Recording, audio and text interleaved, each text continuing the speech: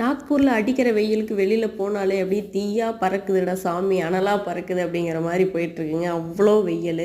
எப்பவுமே வெளியில் வந்தால் டீ தான் குடிப்பேன், அது தவிர நான் வேறு எதுவும் குடிக்க மாட்டேன் அப்படின்னு நின்னவன் கடைசியில் ஐஸ்கிரீம் சாப்பிட வச்சிருச்சு இந்த வெயில்.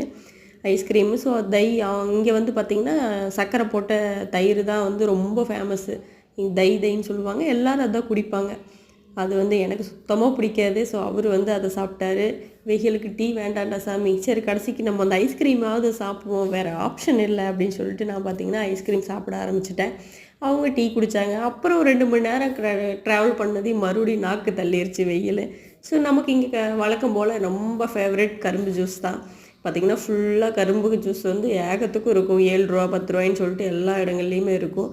அந்த கரும்பு ஜூஸை குடித்தோம்.